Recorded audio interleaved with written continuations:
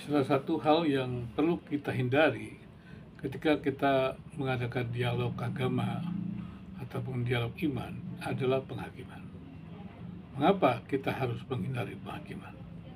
Karena penghakiman itu adalah vonis seseorang kepada yang lain dan menempatkan diri di atas yang lain. Kita sering mendengar bahwa dalam diskusi ataupun dialog antar agama, sebenarnya kita harusnya menceritakan pengalaman agama kita dan tidak perlu orang yang lain itu menilai pengalaman agama kita, kecuali misalnya ketika kita mencoba melihatnya dalam urutan logis. Misalnya saja ketika seseorang membuat klaim tentang pengalaman agamanya, apakah klaimnya itu didasari oleh data-data atau argumen yang memang memiliki koherensi dengan klaim itu. Dan kita cukup sampai di situ.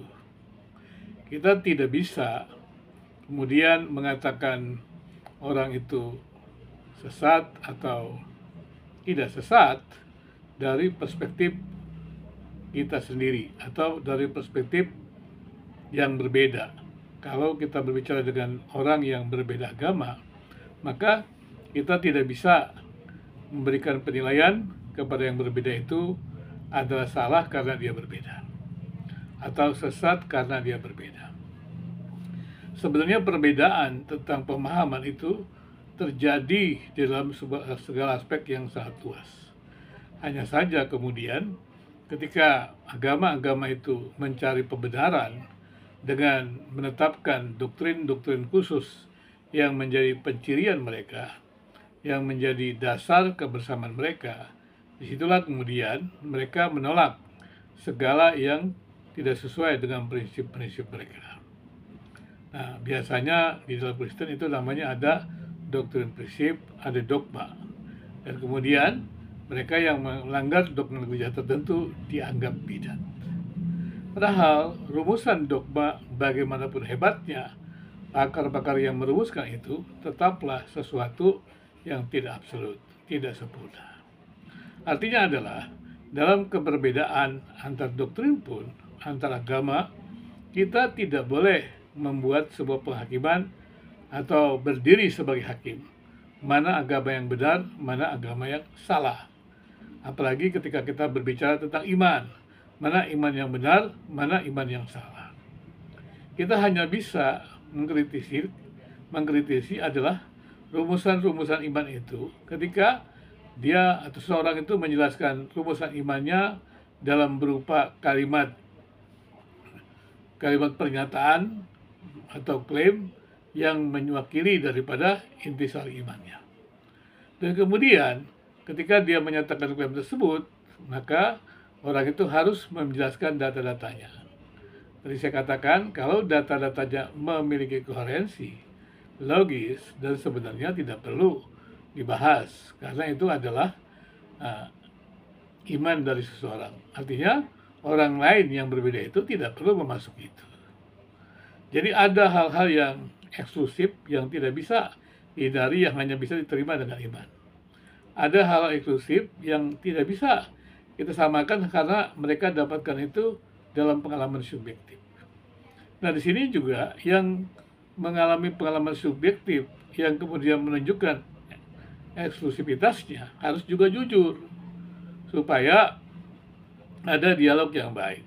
Secara khusus ketika kita berbicara tentang jalan keselamatan.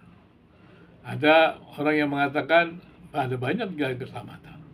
Ada agama yang mengatakan hanya satu jalan keselamatan. Tetapi kita juga mesti jujur bahwa pengakuan satu jalan keselamatan itu adalah sebuah pengakuan yang didasarkan iman, bukan didasarkan temuan-temuan manusia yang merupakan rumusan doktrin manusia. Tapi itu ada iman, meskipun juga ada rumusan-rumusan dari kitab suci. Tapi rumusan-rumusan yang dikatakan kitab suci, ketika seseorang membangun teologi, rumusan itu juga didasarkan kepada iman. Sehingga dengan demikian, maka kita harus hati-hati. Tetapi kita juga mesti lebih jauh lagi melihat, rumusan doktrin apapun juga tidak bisa kita absolutkan. Dan karena itu saya lebih senang mengatakan, marilah kita berdialog dan jangan menghakimi pandangan yang berbeda itu. Pandangan yang berbeda itu tidak perlu dihakimi. Pandangan yang berbeda itu cukup di-sharingkan, cukup dibagikan, kemudian masing-masing boleh mempertimbangkan. Apalagi kalau klaim-klaim eksklusif itu dinyatakan ketika seorang beragama itu mengatakan itu pengalaman yang didasarkan imannya. Itulah sebabnya kita mesti hati-hati dalam berdialog antara agama, yang saya katakan tadi, jangan menghakimi.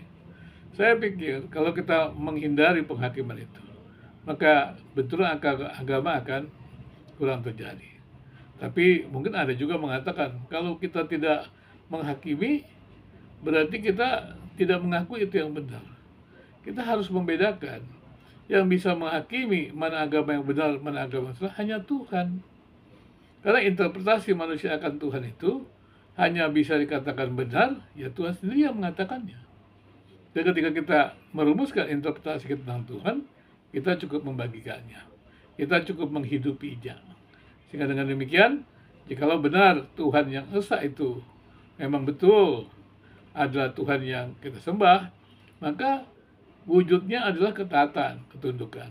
Bukan kearogansian atau kehebatan atau perasaan bahwa saya adalah agama yang paling benar atau agama tertentu merasa agamanya paling benar. Sejarah dunia menunjukkan keragaman agama-agama itu tetap ada. Bahkan saya harus mengatakan keragaman doktrin tetap ada.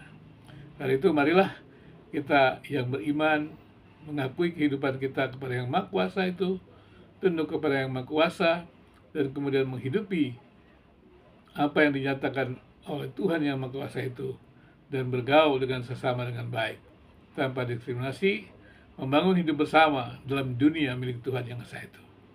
Kiranya agama-agama antar iman berbeda-beda itu, kita semuanya bisa saling menghormati.